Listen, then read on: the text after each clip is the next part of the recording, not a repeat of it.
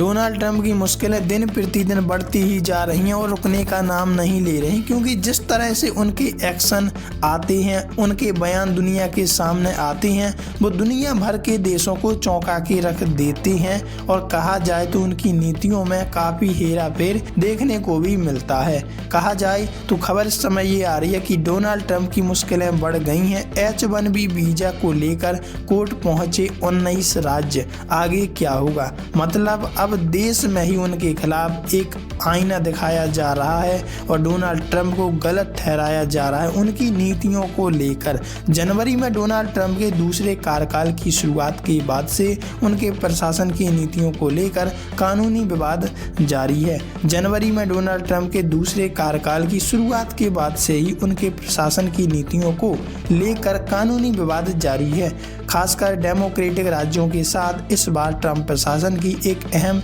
Immigration नीति H-1B visa पर $1 लाख वृद्धि को 19 राज्यों द्वारा अदालत में चुनौती दी जाने वाली है। इनमें कैलिफोर्निया, न्यूयॉर्क, इलिनॉयस और अन्य राज्य भी शामिल हैं। H-1B वीजा शुल्क वृद्धि पर मुकदमा।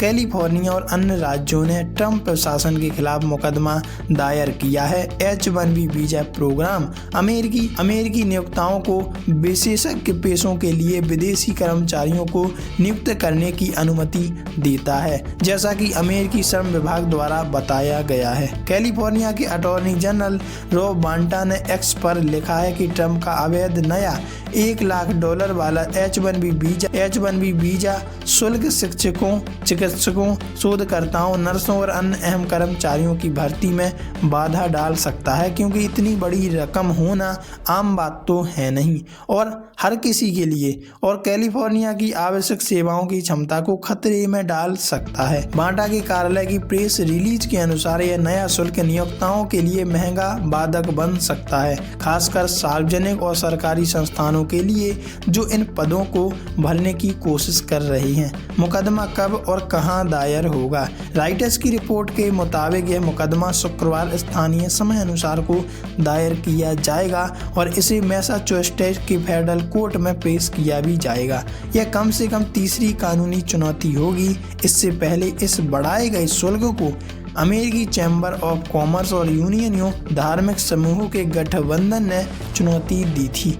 क्या है यह नीति? बांटा के कार्यालय के अनुसार मुकदमे में कहा गया कि यह नीति, जिसे डिपार्टमेंट ऑफ होमलैंड सिक्योरिटी मतलब DGS द्वारा लागू किया गया कानून का स्पष्ट रूप से उल्लंघन है। इसका कारण यह है कि यह कांग्रेस द्वारा अधिकृत सीमा के बाहर भारी शुल्क लगाता है।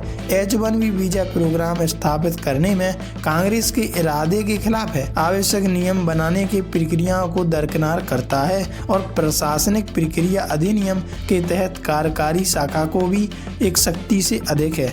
आमतौर पर H-1B वीजा शुल्क DHS द्वारा APA की नोटिस कमेंट प्रक्रिया के तहत तय किया जाता है और इसे एजेंसी के काम को चलाने के लिए आवश्यक राशि तक सीमित किया जाता है। मुकदमे में कहा गया कि सामान्यतः एक नियोक्ता प्रारंभिक H-1B वीजा पिटीशन फाइल करते समय 960 से $7,595 तक शुल्क का भुगतान करता है, जबकि नया बढ़ा हुआ शुल्क वास्तविक लागत से बहुत अधिक है और सीधी चोट करता है व्यक्ति की जेब पर। वैसे आप इस बारे में क्या राय रखती हैं? क्या वास्तव में ये नीतियां ट्रंप को ही ले डूबेंगी या उनकी सत्ता परिवर्तन में एक बदलाव देखने को मिलेगा? कमेंट में जरूर बताइएगा।